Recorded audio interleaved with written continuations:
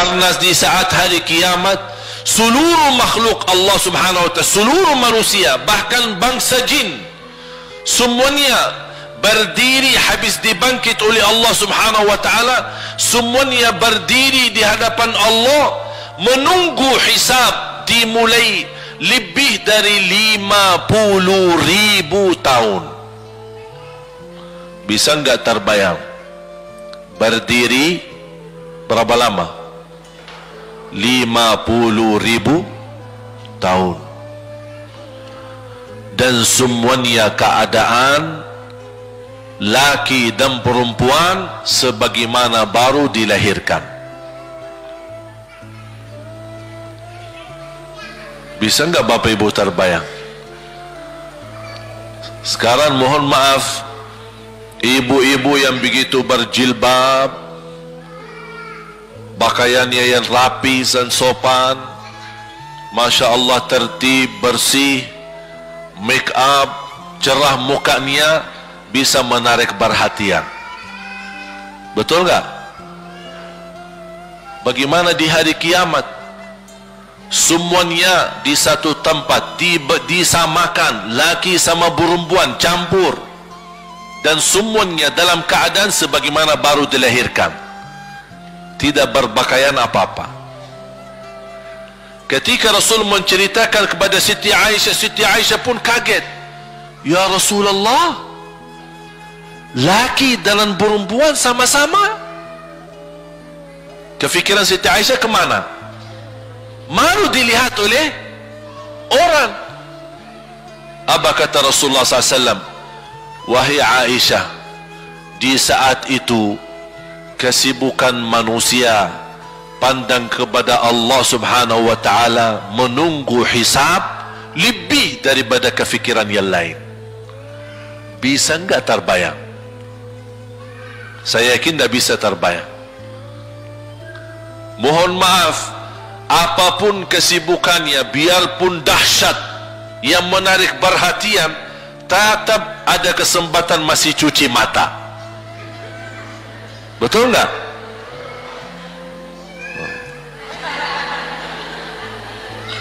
Tapi kalau di hari kiamat, beda keadaannya. Apapun yang saya jelasin, tidak akan mungkin Bapak Ibu bisa bayangkan. Karena itu bukan dahsyat lagi, tapi di luar batas kemampuan kita. Makanya Siti Aisyah sebagai manusia wajar kalau terkejut. Ya Rasulullah, kami dan laki-laki sama-sama. Rasul maklumi fikiran Siti Aisyah sebagaimana memaklumi fikiran kita yang sama.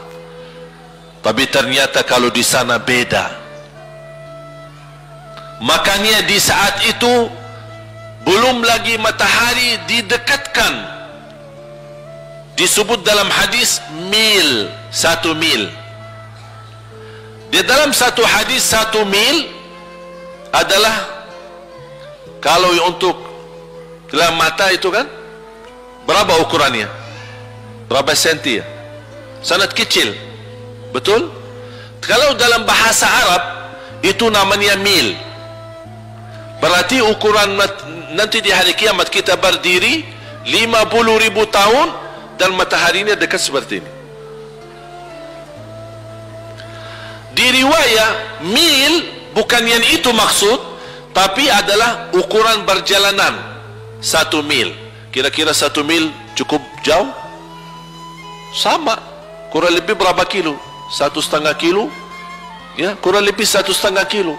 Sekarang jutaan kilometer kita merasa panas.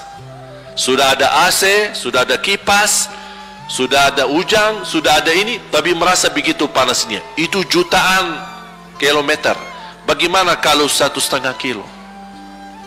Makanya Rasul menggambarkan nanti di hari kiamat, yang biasa di dunia kalau kita keringat dari atas ke, kalau di hari kiamat terbalik, keringat kita dari bawah ke atas. Ini tergantung dosa kita. Kata Rasulullah, ada yang keringatnya sampai ke mata kaki, ada yang sampai ke lutut, ada yang sampai ke paha, ada yang sampai ke perutnya, ada yang sampai ke dadahnya, ada yang sampai ke lehernya, bahkan ada yang sampai merasa sudah sesak nafas, ingin melamatkan diri supaya tidak tenggelam di dalam keringatnya sendiri. Dalam keadaan itu 50.000 tahun. Di situ manusia sudah merasa gelisah, sudah cukup merasa tersiksa. Semua larinya, penolong siapa yang bisa menolong kita? Kita minta tolong kepada siapa yang bisa menyampaikan hajat kita kepada Allah supaya mulai hisab? Karena sudah kita tidak kuat lagi. Semuanya larinya kepada Nabi Adam, Nabi Ibrahim, Nabi Nuh, Nabi Musa, Nabi Isa. Semuanya jawab yang sama, nafsi nafsi, Allahumma sallim sallim. Ya Allah, selamatkan diriku sendiri. Tak ada yang urus anak, istri, suami, keluarga, apalagi manusia lain. Sama keluarganya saja dia lari. Tak ada, nafsi nafsi, diri sendiri. Ya Allah, selamatkan diri sendiri. Ya Allah, selamatkan diri sendiri. Ya Allah, selamatkan. Nabi Adam jawab begitu. Suruh barangkali Nabi Nuh bisa bantu kalian. Datang kepada Nabi Nuh, nafsi nafsi, Allahumma sallim sallim. Datang kepada Nabi Musa, nafsi nafsi, Allahumma sallim sallim. Datang ke Nabi Isa, nafsi nafsi, Allahumma sallim sallim. Sampai terakhir Nabi Isa berkata, ada satu, saya rasa dan yakin dialah yang bisa memberi bantuan. Dia tunjukkan, itu dia, namanya Muhammad sallallahu alaihi wasallam. Bayangkan semua manusia ini aja sekarang yang masih hidup berapa miliar, kita tidak bisa dihitung berapa jumlah penduduk bumi. Bayangkan dengan umat terdahulu semua dikumpulkan dan semua menarah satu arah kepada Nabi Muhammad, minta tolong, ya Rasulullah, ya Muhammad, ya Habib Allah, tolong syafaatkan.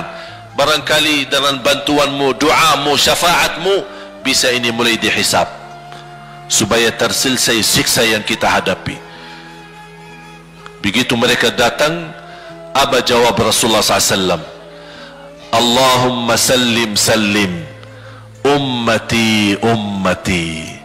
Ya Allah, selamatkan umatku umatku. Fikirannya umatnya, bukan istrinya, bukan anaknya, bukan orang tuanya, bukan siap, umatnya. Umatnya dia fikirkan. Kemudian dia sujud di hadapan Allah Subhanahu wa ta'ala.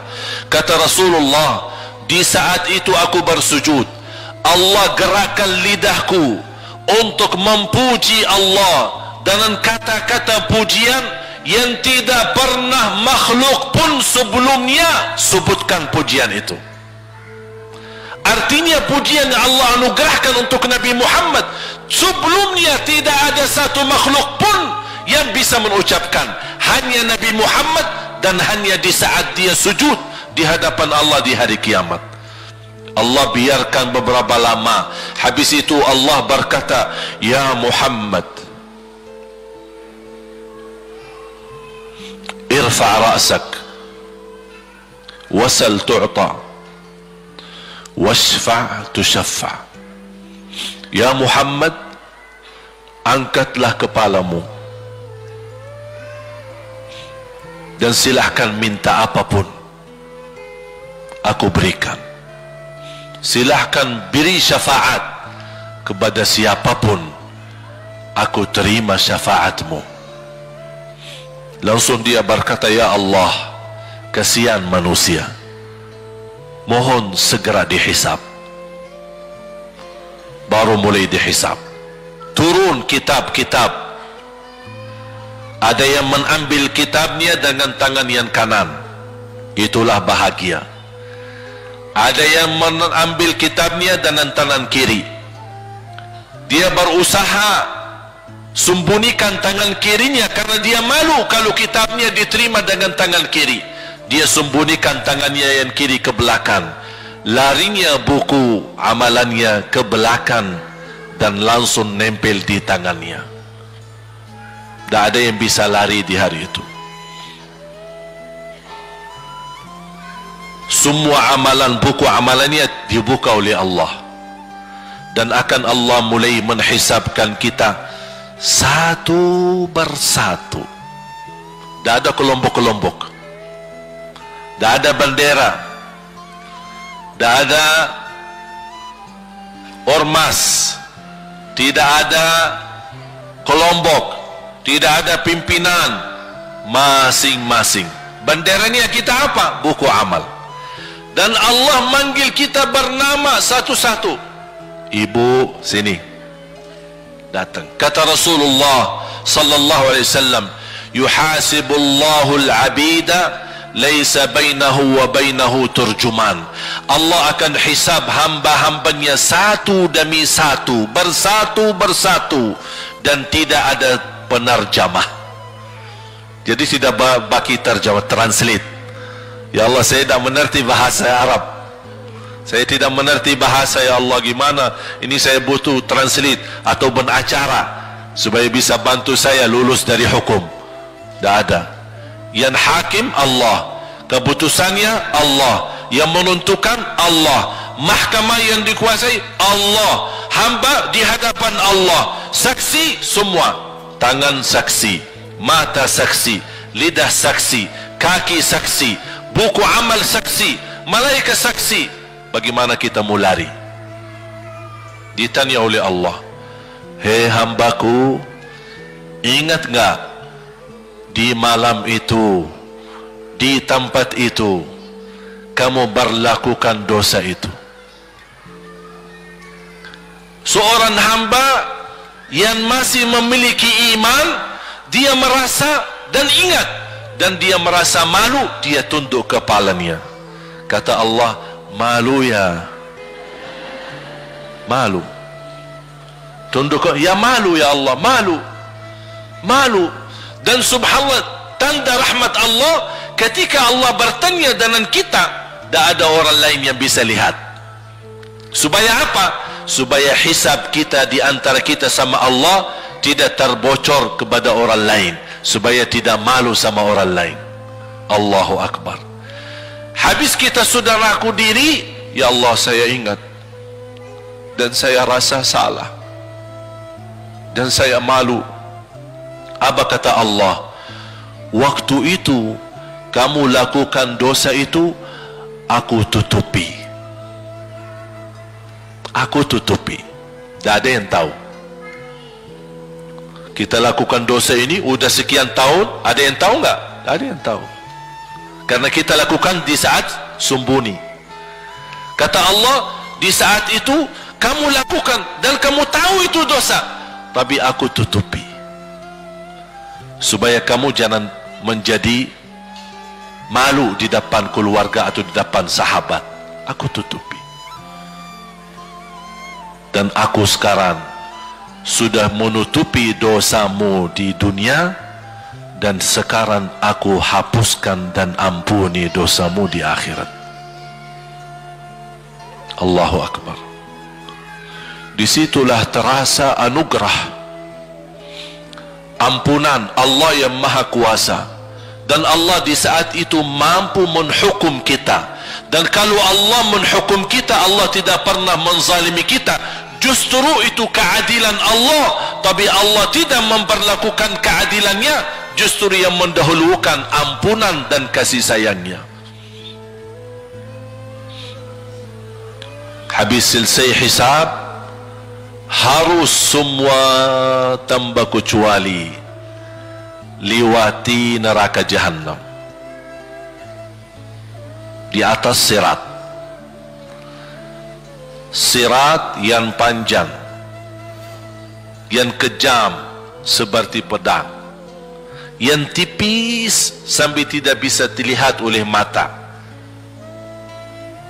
Katanya tipisnya seperti, subhanallah, imam bisa jalan di atas rambutnya. Kejam lagi, masuk di atas sirat, terus jalan. Di saat itu ada doa yang ia melamatkan kita sampai menuju surga. Nabi Muhammad sallallahu alaihi wasallam, dia sudah duluan. Kalau Sayyidina Abu Bakar perjalanan di atas sirat disebutkan 100 tahun, tapi Sayyidina Abu Bakar satu langkah di atas sirat, langkah kedua di depan pintu surga. Dahsyat. Ini Sayyidina Abu Bakar seperti itu. Bagaimana Rasul? Rasul sudah menunggu di depan. Mulai manusia satu persatu jalan di atas sirat, dan Rasul di saat itu sibuk berdoa, Allahumma sallim sallim, ya Allah selamatkan umatku, ummati ummati, ummati ummati, sampai mereka terselesai. Sampai di situ saja. Sebelum masuk surga ada berita gembira untuk umatnya Nabi Muhammad sallallahu alaihi wasallam. Tidak boleh ada yang masuk surga harus berjumpa dengan beliau dulu, tatap muka, dan disediain minum yang disebut air Al-Kautsar, dan di situ banyak gelas. Tinggal kita ambil gelas dan minum. Begitu kita mau ambil gelas dan minum, datang Rasul, jangan kamu minum langsung dari tanganku sendiri. Barang siapa yang minum dari tanganku tidak akan haus selama-lamanya. Allahu Akbar. Di situ terasa kemuliaan. Begitu kebahagiaan kita bertemu dengan Nabi Muhammad dan bisa langsung minum dari tangan Nabi Muhammad sallallahu alaihi wasallam. Bukan hanya begitu saja, bahkan Nabi Muhammad memegang tangan kita, mengajak kita masuk 8 pintu surga. Ada 8 pintu. Rasul bersabda, satu pintu luasnya seperti antara langit dan bumi. Satu pintu antara langit dan bumi luasnya. Dan kata Rasulullah, di saat itu akan manusia gesa-gesaan untuk masuk surga. Itu tanda apa? Banyak yang akan masuk. Mudah-mudahan kita terhitung dari yang banyak. Begitu ahli surga masuk, kira-kira Rasul berhenti? Ahli surga sudah masuk, sudah aman? Tidak. Rasul balik lagi, keluar dan menuju dari langkah sirat yang pertama, melihat ada enggak ternyata ada di antara umatnya yang tersisa, yang dosanya terlalu banyak, gesa-gesaan di jalan, merangkak di jalan sampai jatuh di dalam neraka. Rasul mana mereka? Masuk ke neraka. Kata Allah subhanahu wa ta'ala, melihat keadaan Nabi Muhammad SAW, apa yang dibutuhkan lagi? Kata Rasul, ya Allah, saya tidak akan puas masuk surga sampai hamba-hambamu yang ada di neraka, umatku, diselamatkan.